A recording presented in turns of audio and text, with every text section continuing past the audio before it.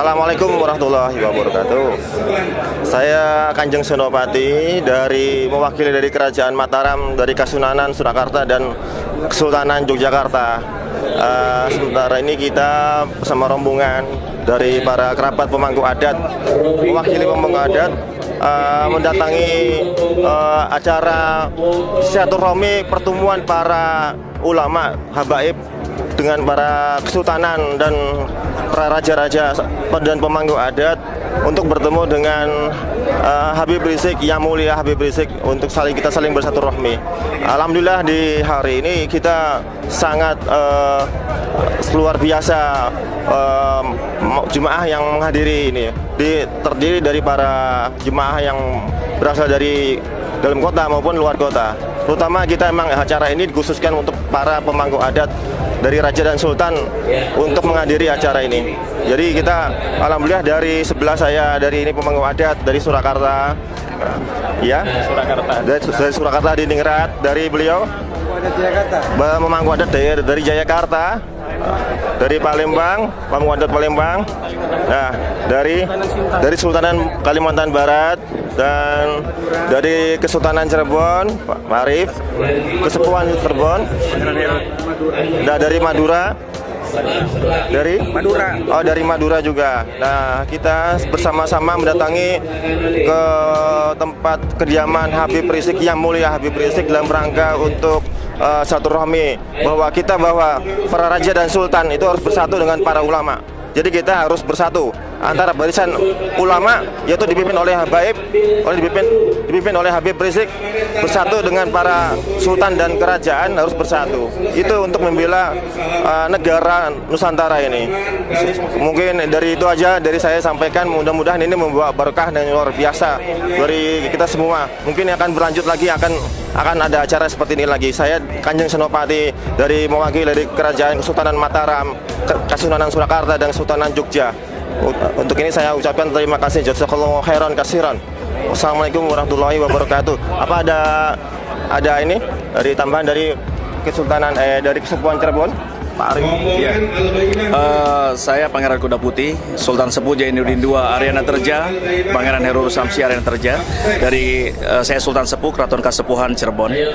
Alhamdulillahirrabbilalamin, hari ini kita bisa silaturahmi ke tempatnya Habib Rizik, di mana sudah lama sekali saya pribadi tidak bersua dengan beliau. Satu hal bahwa kami para sultan, para raja Nusantara, sudah waktunya kita semua bangkit bersama, bersatu bersama dengan para ulama, dan juga kita memperjuangkan hak-hak umat dan juga masyarakat. Bagaimana para raja dan sultan sebagai stakeholder dari negara ini itu harus ambil peran. Bukan hanya kita sebagai ikon budaya, tetapi kita adalah sebagai stakeholdernya dari bangsa ini. Untuk kedepannya kita harap kita diberikan tempat dan juga ruang di negara ini agar kita bersama-sama dengan republik ini untuk memperkuat alas haknya. Gimana pun juga negara ini tidak pernah bisa hilang dari jati diri. Kami para raja dan sultan pastinya menjadi simbol dan menjadi jati diri dari bangsa ini. Saya Sultan Sepuh Keraton Kasepuhan Cirebon mengajak seluruh para raja dan sultan untuk bangkit bersama, dan juga kita bersama-sama dengan para ulama untuk bagaimana kita memperkuat alas hak dari negeri ini dan kita perjuangkan apa yang menjadi hak masyarakat adat kita. Itu aja. Semoga Habib Rizik sehat selalu dan juga kita disatukan dengan rasa, bukan dengan ego dan kepentingan.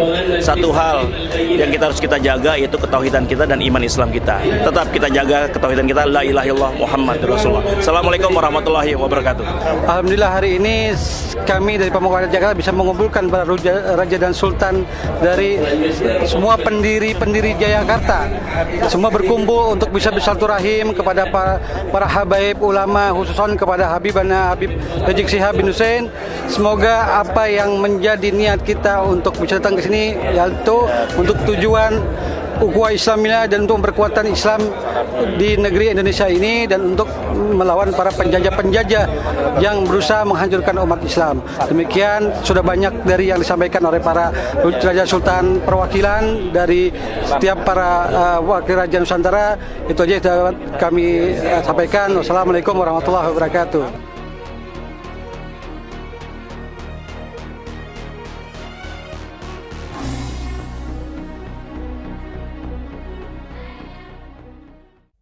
Assalamualaikum warahmatullahi wabarakatuh. Bismillah, walhamdulillah, wassalatu wassalamu ala rasulillah wa ala alihi wa sahbihi wa mawalah. Alhamdulillah, pada hari ini kita telah selesai melaksanakan ibadah sholat Jumat. Dan juga alhamdulillah kita bisa melaksanakan salat gaib. Mudah-mudahan ibadah kita diterima oleh Allah Subhanahu wa taala dan kekurangannya disempurnakan oleh Allah Subhanahu wa taala. Tadi dalam khutbah Jumat yang disampaikan oleh Al-Muhtaram Al-Mukarram Al-Ustadz Haris Ubaidillah hafizahullah taala wa ra'ah, ada hal yang sangat menarik untuk kita garis bawahi, di mana beliau menekankan kepada kita semua dan mengingatkan bahwa Allah tidak diam. Ini hal yang sangat menarik. Allah tidak diam. Saya ingin menjadikan ini sebagai judul dari pelajaran singkat yang ingin saya sampaikan pada kesempatan ini.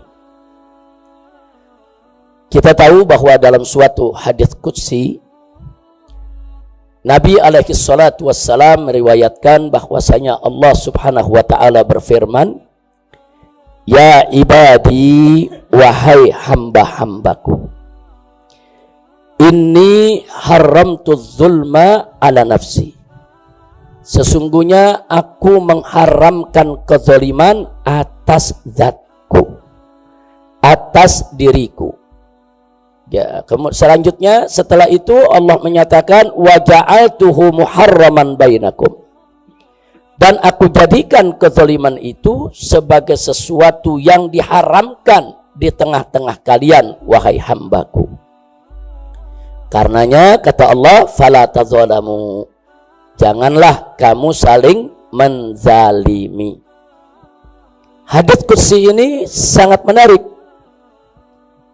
Menariknya adalah yang pertama, sebelum Allah mengharamkan kezaliman itu atas hamba-hambanya, Allah haramkan kezaliman itu sendiri atas zat Allah, ya ikhwan. Artinya di sini Allah telah menyatakan, memberi jaminan kepada kita, tidak sekali-kali Allah itu berbuat zalim kepada hambanya, yang manapun, muslim maupun kafir, ya ikhwan. Jadi Allah tidak akan pernah menzalimi hambanya. Nah, karena itu ditekankan oleh Allah agar hambanya pun jangan sekali-kali saling menzalimi. Karena itu kezaliman ini salah satu dosa besar, saudara, yang sering diberikan balasan oleh Allah spontan di dunia sebelum di akhirat. Nah, jadi banyak dosa kita tahu Allah balas di akhirat, tapi ada dosa-dosa tertentu yang Allah balas di dunia juga, di akhirat juga. Di antaranya seperti apa? Uququl walidain, yaitu durhaka kepada kedua orang tua. Itu balasannya di dunia juga ditampakkan oleh Allah, ya kawan. Termasuk kezaliman. Nah, jadi jangan pernah kita merasa aman dari balasan Allah di dunia, apalagi aman dari balasan Allah di akhirat, kalau kita berbuat zalim. Nah, di dalam surat Al-Baqarah Allah menceritakan tentang kejadian di zaman Bani Israel, di zaman Nabi terdahulu. Tatkala terjadi suatu pembunuhan di antara mereka, terjadi suatu kezaliman di antara mereka, kemudian mereka saling tuduh satu sama lainnya, ya ikhwan. Fitnah sana, fitnah sini, ribut, gaduh, saudara. Terjadi keonaran. Tapi akhirnya apa yang terjadi? Allah ungkapkan apa-apa yang mereka sembunyikan. Itulah Allah firmankan dalam surat Al-Baqarah ayat 72. Wallahu subhanahu wa ta'ala qala wa idh qataltum nafsan fadara'tum fiha wallahu mukhrijum ma kuntum taktumun. Jadi Allah ceritakan tatkala saat kalian itu membunuh satu nyawa, membunuh seseorang, fadara'tum fiha, kemudian kalian saling tuduh menuduh di antara kalian, membuat isu, membuat berita-berita hoax, membuat serangkaian fitnah. Nah, apa mereka pikir Allah itu tidur? Allah tidak tahu. Di akhir ayatnya Allah katakan wallahu mukhrijum ma kuntum taktumun. Dan Allah mengungkapkan, Allah menyingkap, Allah mengeluarkan apa-apa yang kalian sembunyikan.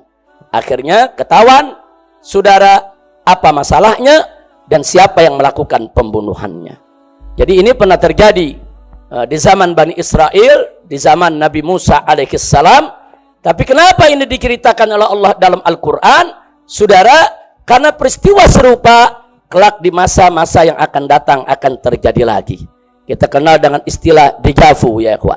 Deja vu itu peristiwa-peristiwa serupa yang bisa terjadi di setiap zaman, ya ikhwan. Nah, termasuk di zaman kita sekarang ini terjadi, saudara. Bagaimana ada orang yang dibunuh, dibantai, setelah dibunuh difitnah.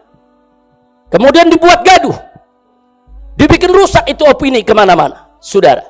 Dan ini terjadi. Akhirnya orang, saudara, resah. Di mana-mana bingung. Bagaimana persoalannya? Fitnah sana, fitnah sini. Bohong sana, bohong sini, saudara. Nah, tapi kebohongan itu nggak bakal bertahan lama. Kenapa? Allah nggak diam, ya ikhwan. Kalau ada hamba-hamba yang dizalimi, Allah tidak diam. Nah, akhirnya apa? Terjadi. Wallahu mukhrijum ma kuntum taktumun. Dan Allah mengeluarkan, Allah menyingkapkan, Allah tunjukkan apa-apa yang kalian sembunyikan. Subhanallah. Satu, pembunuhan dilakukan, tidak ada yang tahu. Dua, pembunuhan dilakukan terbuka, tapi kemudian korbannya yang difitnah. Terjadi lagi pembunuhan sekian, dipikir Allah tidur. Akhirnya pada saatnya Allah ungkap pembunuhan yang terjadi saat itu, dan Allah ungkap juga pembunuhan-pembunuhan yang sebelumnya, ya ikhwan. Allah akan ungkapkan. Episode ini belum selesai, ya ikhwan. Nah, ini akan terus satu persatu Allah akan ungkapkan. Kenapa? Karena Allah tidak akan diam dengan kezaliman, ya ikhwan. Nah, ini yang perlu kita sampaikan. Ingat, jadi judul tadi cukup menarik. Allah tidak diam. Jangan. Nah, itu satu kebiadaban kezaliman yang luar biasa. Orang setelah dibunuh kemudian difitnah, ya ikhwan. Sementara yang dibunuh sudah tidak bisa bela diri lagi, ya ikhwan. Orang habis dibunuh disalah-salahkan. Kemudian menciptakan kebohongan sana, kebohongan sini. Orang gaduh, huru hara, saudara. Nah, ini terjadi di zaman Nabi Musa. Bukan baru sekarang terjadi, ya ikhwan. Tapi kemudian Allah ungkapkan kebenarannya. Alhamdulillah. Jadi nggak usah khawatir, ya ikhwan. Allah tidak buta, Allah tidak tuli, Allah tidak bisu. Allah tidak akan diam dan Allah tidak akan membiarkan kezaliman. Dan episode ini belum selesai. Allah akan ungkapkan semua satu persatu, ya ikhwan.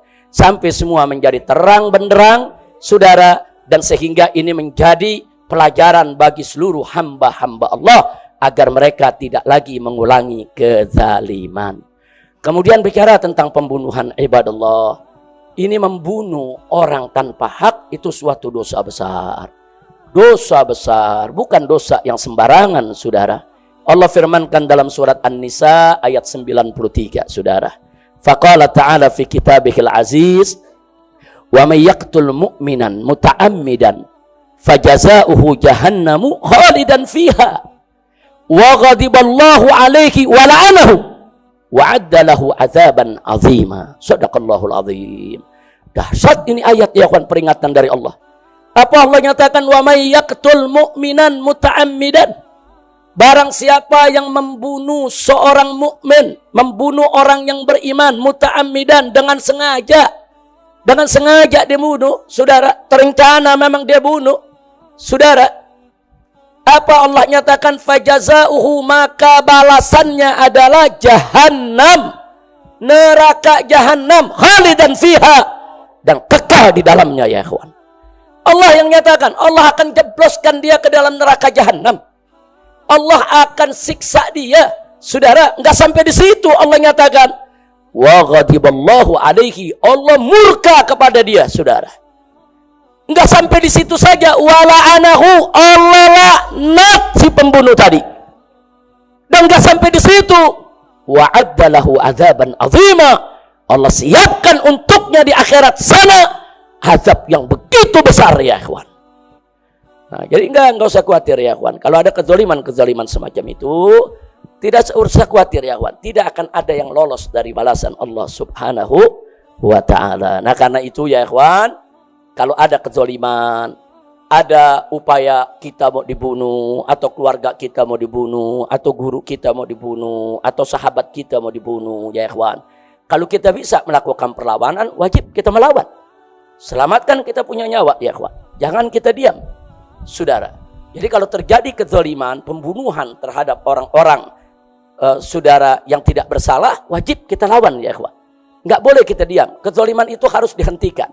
Tapi manakala kita tidak punya kemampuan untuk melawan, kita tidak berdaya untuk melawan. Karena orang yang melakukan kezaliman itu memiliki aneka ragam kekuatan. Kekuatan politik, kekuatan kekuasaan, kekuatan hukum, kekuatan duit, kekuatan ekonomi, kekuatan persenjataan. Dia memiliki segala kekuatan sehingga kita tidak berdaya dan nggak mampu untuk melakukan perlawanan. Jangan sedih, jangan. Masih ada satu senjata yang luar biasa Allah berikan kepada kita, yaitu doa.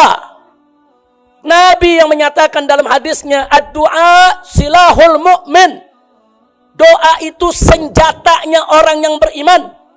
Subhanallah, Nabi mengambil istilah senjata. Senjata itu kan digunakan untuk membela diri, untuk menyerang, saudara, untuk menghantam kezaliman. Nabi mengistilahkan doa itu senjatanya orang yang beriman. Berdoa, mohon pertolongan kepada Allah. Nggak ada orang-orang zalim bisa melawan kekuatan Allah, ya ikhwan. Doa itu silahul mu'min. Kalau sudah disebut silahul mu'min, berarti kekuatan doa nggak main-main, saudara. Berarti kekuatan doa itu bukan kekuatan sembarangan, saudara. Nah, maka itu kalau kita nggak punya kekuatan, kita lemah, kita tidak berdaya, kita hanya bisa pasrah, menangis kepada Allah. Jangan putus asa. Doa terus. Jangan berhenti dengan doa. Minta Allah Subhanahu wa taala agar menghancurkan semua orang-orang zalim. Saudara, maka itu ayo kita ajak semua untuk membaca selawat asghilidz zalimin bid zalimin. Ayo sama-sama semua. Ayo Habib Hanif. Allahumma salli ala sayyidina Muhammad wa ashghil zalimin bil-zalimin. Allahumma salli ala sayyidina Muhammad wa ashghil zalimin bil-zalimin wa akhrijna min durihim salimin ala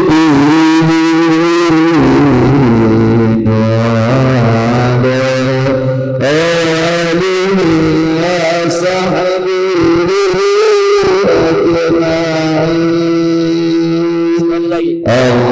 Allahumma salli ala sayyidina Muhammad wa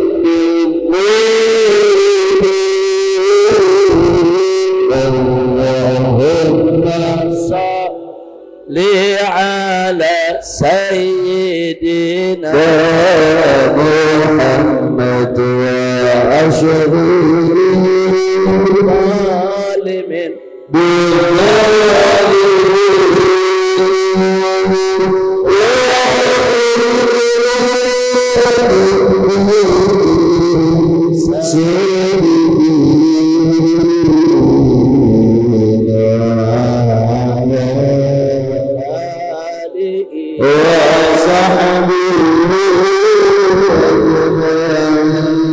Amin ya rabbal alamin. Baca selawat asghilin ini, baca ya kawan, baca tiap habis sholat, baca di mana kita punya kesempatan baca. Di samping kita berselawat kepada Nabi alaihi salatu wassalam yang pasti sampai kepada beliau, di dalamnya juga ada doa minta kepada Allah asghilidz zalimin biz zalimin, agar orang yang zalim dibuat sibuk dengan orang yang zalim juga.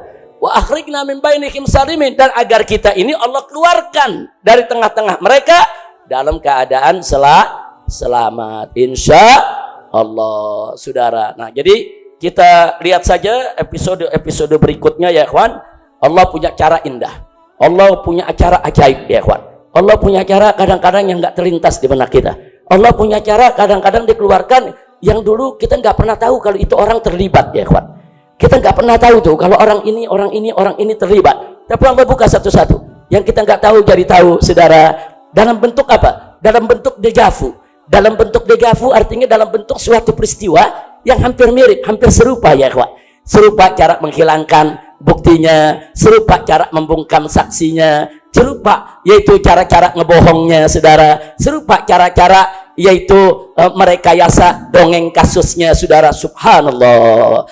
Jadi kalau kita yang melakukan pembalasan belum tentu seindah itu, nggak bakal mampu sehebat itu. Tapi kalau Allah Subhanahu wa ta'ala yang sudah melakukan pembalasan, kita akan lihat berapa banyak keajaiban yang akan terjadi. Allahumma arina ajaiba qudratik, Allahumma arina ajaiba qudratik, Allahumma arina ajaiba qudratik ya Rabb, biquwwatika ya qawiyyu ya matin ya jabbar ya qahhar ya rabbal alamin. Nah, sebelum saya akhiri, kita baca lagi selawat asghilidz zalimin, tapi kita ganti ahlikidz zalimin bidzalimin.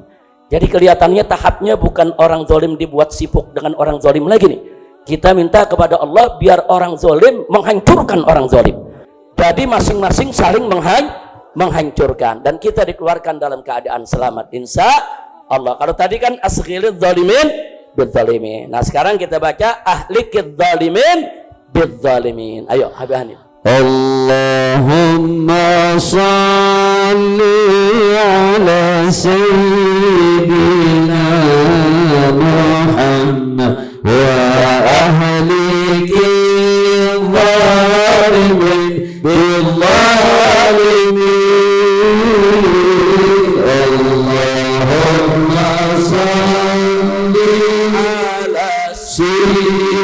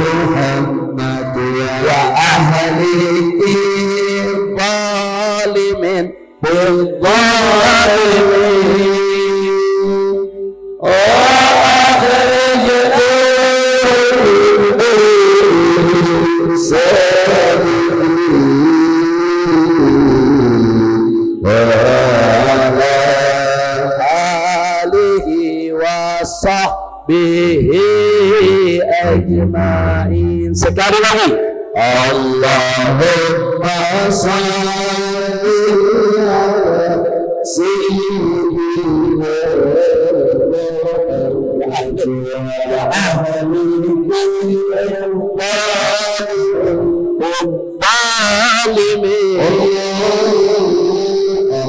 Allahumma salli ala sayyidina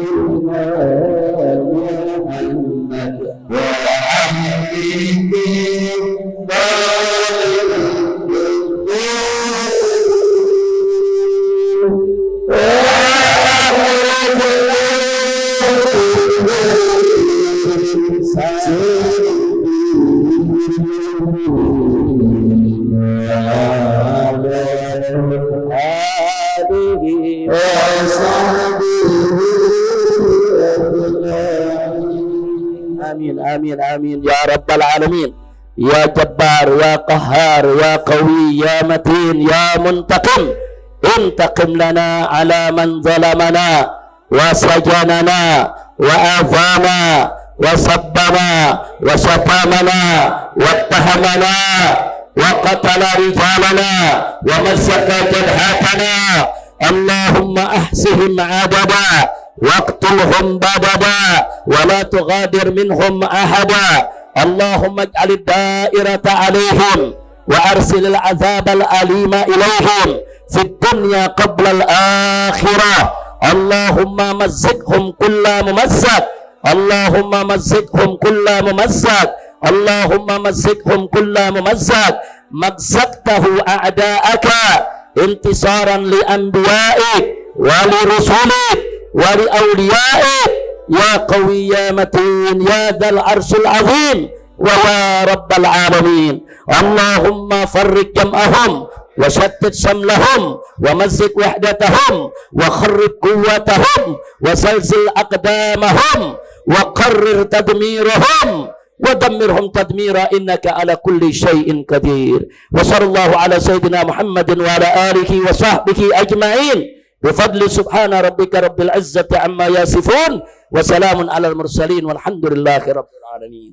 Jadi saya anjurkan sekarang saudara banyak-banyak saja berdoa kepada Allah, sambil yuk sama-sama kita saksikan keajaiban, yaitu perbuatan Allah, keajaiban pembalasan Allah. Kita saksikan bersama-sama, kita lihat, sambil jangan lupa terus bersyukur kepada Allah. Setiap Allah tunjukkan kepada kita keajaiban kekuasaannya saudara, yaitu para orang-orang zalim ini dibuka satu persatu ya ikhwan, dibuka boroknya, dibuka kejelekannya, Allah permalukan saudara, Allah berikan azab kepada mereka semua. Bersyukurlah kepada Allah dan jadi pelajaran. Jangan kita contoh kezaliman tersebut agar kita ini menjadi hamba-hamba yang dicintai oleh Allah.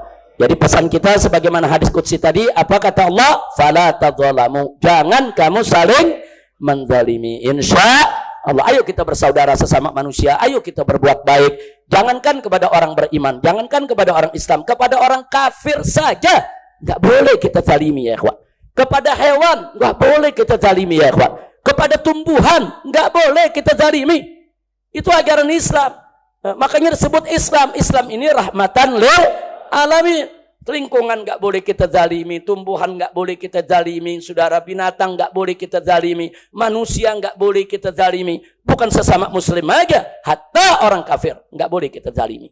Nah, jadilah kita orang baik, jangan menzalimi orang lain. Insya Allah. Nah, itu saja yang bisa saya sampaikan.